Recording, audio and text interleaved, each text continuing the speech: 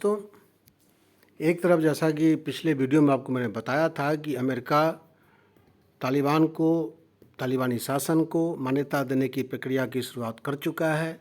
अब इस वीडियो में आपको ये बता रहा हूँ कि अमेरिका से ज़्यादा रूस चिंतित है। अमेरिका से ज़्यादा रूस चाहता है कि तालिबान को अंतर्राष्ट्रीय मान्यता मिल जाए। रूस की अपनी वजह है, अमेरिका की अपनी वजह है। अब रूस की क्या वजह है, रूस ऐसा क्यों चाह रहा है, आज हम अपने वीडियो के जरिए इस स्थिति को समझने का प्रयास करते हैं। दोस्तों, आप जानते हैं इस मैप में आप रूस को देखिए। अगर आप देखें तो रसिया का अफ़गानिस्तान से कोई डायरेक्ट कनेक्शन नहीं है। ये है आपका आप जैसा कि आप देख रहे हैं, ये है अफ़गानिस्तान। इस पार्ट को अफ़गानिस्तान कहते हैं। आप देख लिया आपने, ये है आपका अफ़गानिस्तान। ये इलाका अफ़गानिस्तान है।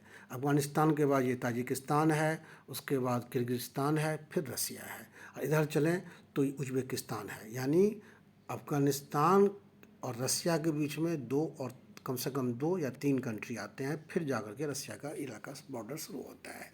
लेकिन फिर भी रसिया को डर है। रसिया को ये डर लग रहा है कि अफ़गानिस्तान में अगर तालिबानी हुकूमत, तालिबानी शासन को मान्यता अगर नहीं मिलती है तो वो आतंक का रास्ता अपनाएगा और वो अपने देश का इस्तेमाल आतंकी गतिविधियों के लिए होने देगा, और वो दुनिया के लिए ख़तरनाक होगी, खास करके रसिया के लिए। रसिया नहीं चाहता कि अफ़गानिस्तान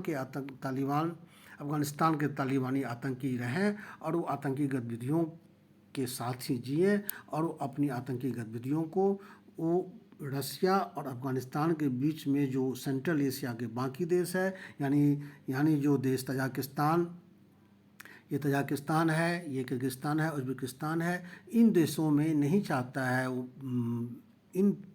इस इलाके में रसिया नहीं चाहता है कि तालिबानी शासन का प्रभाव फैले, और इसलिए वो तालिबान को एक रिस्पॉन्सिबल सरकार बनाने के क्रम में उसकी इच्छा है कि अगर तालिबान को एक जवाबदेह सरकार बना दिया जाए, उसको मान्यता दे दी जाए, तो उसका ध्यान सरकार गवर्नेंस में जाएगा और आतंकवादी गतिविधियों को पोषित करना बंद कर देगा। इसलिए तालिबान रसिया शुरू से ही, जब 15 अगस्त को जब उसने फाइनली कंधार पर कब्जा किया था, उससे पहले से ही रसिया तालिबान को लेकर के चिंतित है, और उसने लगातार इस मुद्दे पर बैठक की है और दुनिया के महत्वपूर्ण देशों के साथ उसने विचार विमर्श किया है। सबसे पहले उसने मार्च में एक बैठक की थी, मार्च 2021 में एक बैठक की थी। उस बैठक में उसने अमेरिका और चीन के साथ रशियन तालिबानी परिप्रेक्ष्य में उसने विचार किया था। फिर उसने एक बैठक अप्रैल में की, और उस बैठक में भी उसने अप्रैल की बैठक में भी उसने जो है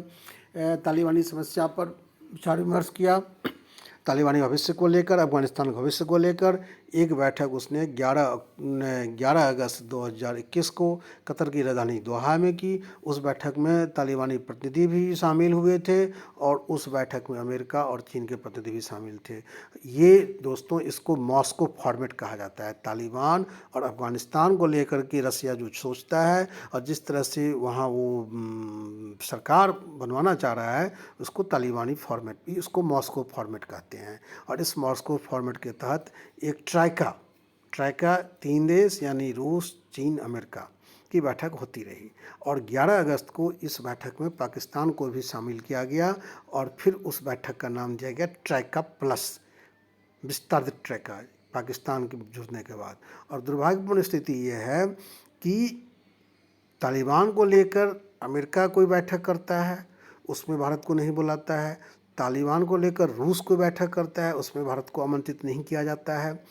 और जबकि तालिबान में 2001 में जब अमेरिका घुसा था और तालिबानियों को हटाकर वहाँ अपनी सरकार बनाई थी उसने, जो भी वहाँ रहे उसमें करजई रहे, फिर गनी रहे, तो वो तालिबान की अमेरिका की कठपुतली सरकार थी। उसके बावजूद वहाँ जो निर्माण कार्य हुए, वहाँ जो इंफ्रास्ट्रक्चर डेवलपमेंट का काम हुआ, वो सारा काम भारत ने किया। भारत का $3 बिलियन वहाँ लग चुका है अफ़गानिस्तान में।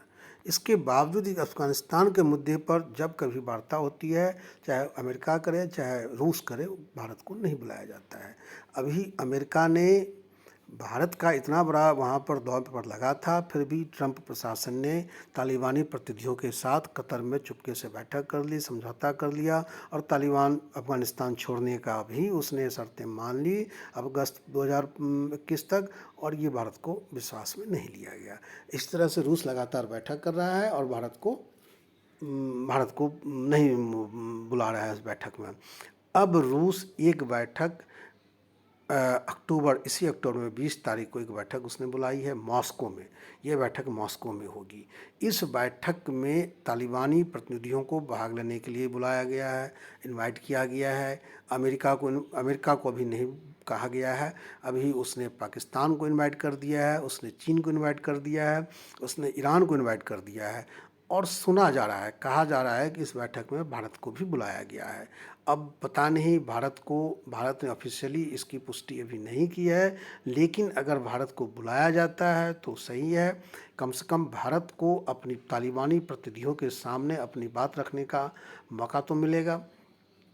जहाँ तक भारत और तालिबान के पारस्परिक संबंध है, तो आप जैसा कि जानते हैं कि भारत ने सारे संबंध बंद कर रखे हैं, कमर्शियल फ़्लाइट बंद है, एम्बेसी बंद है।